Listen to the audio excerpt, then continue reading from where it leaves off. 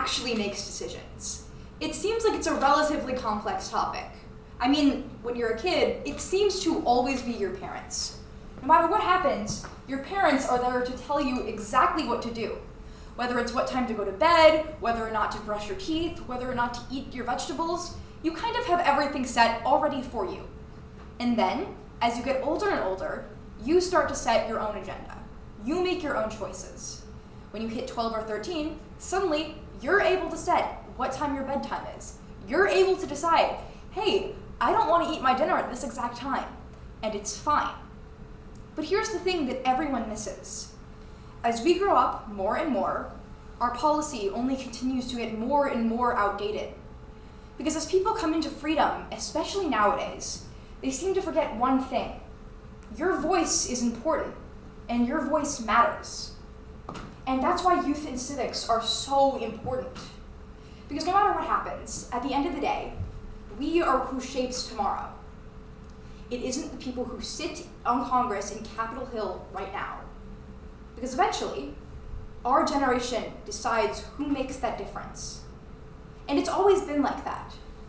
In 1969, Tinker v. Des Moines was one of the most influential cases for free speech. Essentially, Mary Beth Tinker and her brother wore black armbands to protest against the Vietnam War. They were kicked out of their school. The next day, they came up with all of their friends, and they also wore black armbands. That simple act of defiance set off a revolution. They were middle schoolers. But still, they were able to express that the youth of the US didn't like the Vietnam War and wanted to do something about it. And so when the Supreme Court finally ruled that free speech doesn't end at the school gate, that set a really powerful precedent for students everywhere. Because no matter what happens, you have a choice in exactly what's going to happen within the future. And politicians are finally starting to come around to that. Now, I want to make one thing clear.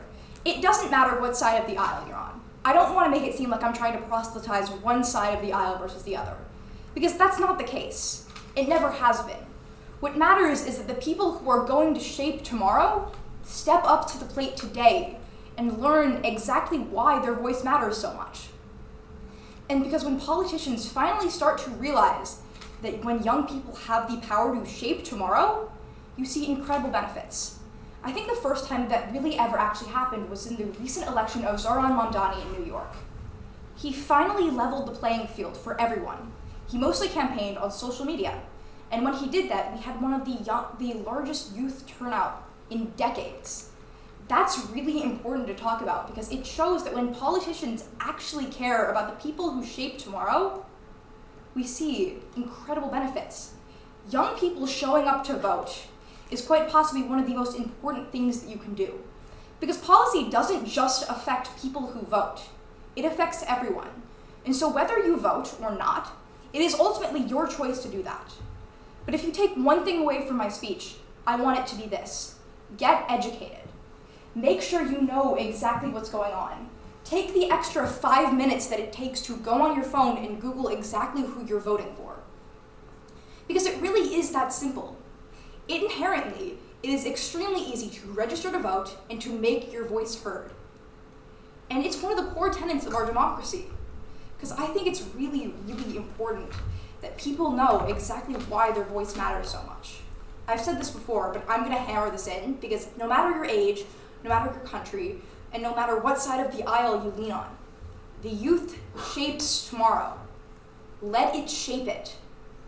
Because when it starts to shape it, we start to see these incredible benefits.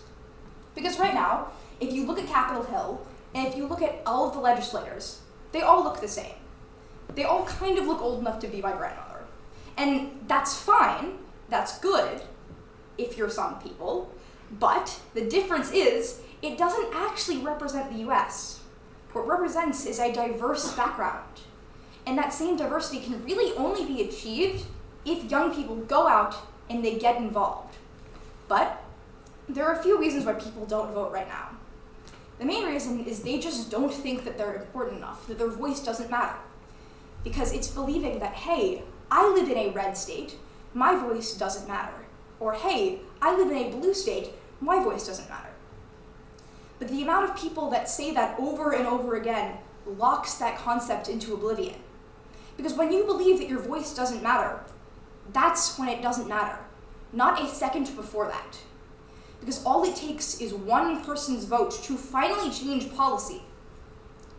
And at the end of the day, that's the most important part of anything shaping what tomorrow is actually supposed to look like. Because right now, youth are locked out of civics on those two platforms.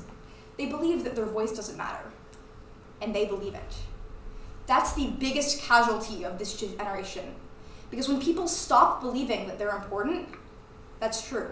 And that can be taken for literally any context at all, whether it's in school, whether it's in sports, whether it's in extracurriculars. But it especially comes true when you're looking at civics. Because the truth is, it's really simple to not pay attention to who you're voting for. It's really easy to go down the ballot and say, okay, I am from this party, I'm going to vote entirely down this line. But the truth is, that doesn't really accomplish much for anyone.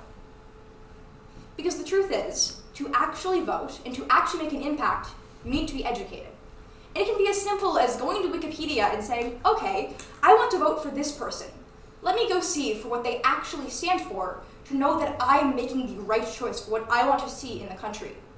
Because we're facing an epidemic right now of one of the lowest youth turnouts we've seen in decades. That's exactly why I brought up Zoran Mamdani. Because no matter if you believe both his principles or not, that's irrelevant. The important part is that he catered to who is actually voting. Because right now, the biggest problem within our democracy is the fact that young people aren't voting. And over time, democracy dies in darkness. That candle is starting to flicker. Keep that candle alight, because no matter what happens, the power rests in every single person here today. You have the opportunity to go out and make a difference. Go out and make a difference. Because democracy dies in darkness. Keep the flame alight and make sure that you're actually paying attention to what matters, who matters, and why it matters. Because at the end of the day, today's voices shape exactly what happens tomorrow, and everyone's impacted. And so I'm done of youth in civics trying to say, it doesn't impact me. I'm not 18 yet, so nothing matters.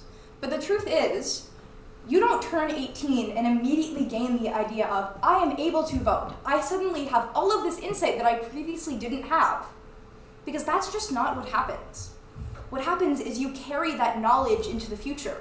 Because in 1969, Tinker v. Des Moines really proved that people are capable of thinking at any age. To lock yourself out of politics simply because you don't think you're old enough has never been fair, and it's never been right. Keep people engaged. Because at the end of the day, no matter what happens, we are the legislators of tomorrow.